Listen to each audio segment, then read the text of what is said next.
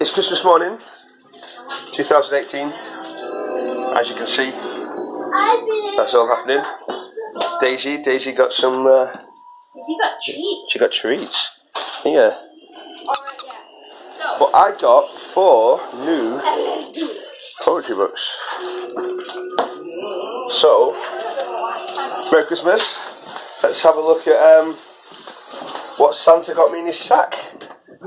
See, just have a little glance at them.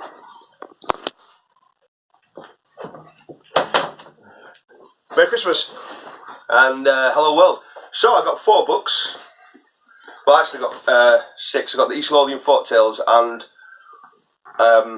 but the Burnley Football Club quiz book. I also got Burnley Football Club flip flops. Those babies. Anyway, so we've got 4 books. Obviously, we won't be reading much from them. I'll save them for a day in the future to give each book a proper focus. I'm very pleased with my work. Thanks, honey, with my gifts. So, Poems of Dolben. I've never even heard of him. Who's this guy? This is from Northern Ireland. The actual owner. So, the Poems of Digby Mackworth Dolben. Edited with a memoir by Robert Bridges. 1915 this edition is. So I think, you know, he's sort of an obscure Victorian Edwardian poet who we don't know much about. You know, the poetry gallery of Old Etonians is very select, for example. So it's an Old Etonian. So I'm just going to open one poem at random. And we'll read that out. Short one. Let's have a look. Right. 42 it's called. 42. One night I dreamt that in a gleaming hall you played, and overhead the air was sweet with waving kerchiefs. Then a sudden fall of flowers and jewels clashed about your feet. Around you, glittering forms, a starry ring, in echo sang of youth and golden ease. You lent to me a moment, crying, sing. If, as you say you love me, sing with these. In vain my lips were open, for my throat was choked some whence, my tongue was sore and dry.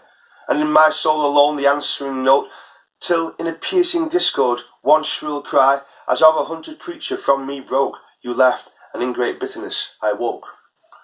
That's enough. So I'll have a look at him with a little bit more. I'll make a study of the man and do a post sometime in the future. Next one, Thomas Chatterton. Now he's cool. I don't own any Chatterton. He's the guy who created a medieval, fictional medieval poet, and I think it's called Rowley, I can't remember the name, and pretended to be him, and then he died at 17. You know, so like prodigy, he was like a prodigy. So we'll have a good Chatterton session also in the summer. Gwendolyn Brooks. He's one of the black. She was one of the black poets of the. She was born in 1917, so she's Pulitzer Prize winner. So I do enjoy sort of black poetry, 20th century black poetry. I've already done a post on colours. So let's have a look at. Let's find a small one. Let's see what this girl has got in it. Okay, Bronzeville. Here's a small one. Bronzeville with a belt in the back. In such an armour he may rise and raid the dark cave after midnight unafraid, and slash the shadows with his able sword of good broad nonchalance, hashing them down. And come out and accept the gasping crowd, shake off the praisers with an airiness, and searching see love shining in an eye but never smile. In such an armour he cannot be slain.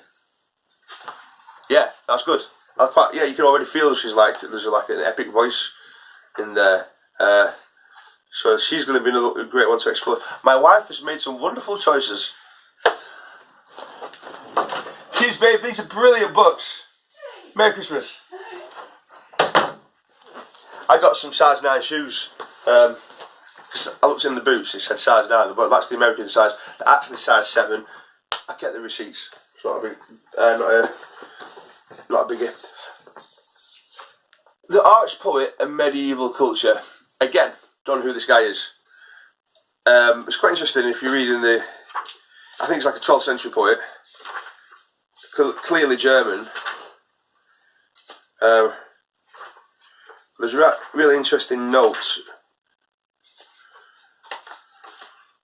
on something about 60. It started. Here we go. The translator goes,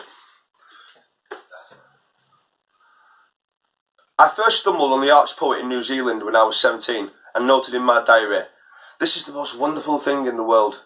Although I hope that 40 years on, my views have become a little more sophisticated, they have not changed. That's Mr. Godman. And the very opening stanza, we're already entering the Chaucerian world. It is my intention to die in the pub, with wines in reach of my expiring throat. Then the angelic choirs will sing merrily, may God be merciful to this carouser.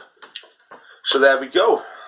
I'm supposed to be hitting Liddesdale, on etc., reading all my Gododin poems, but it is Christmas. I have decided to show you my gifts as a little digression. We will be going to Catchford soon, an Iron territory with my brother-in-law Michael, who's in town, and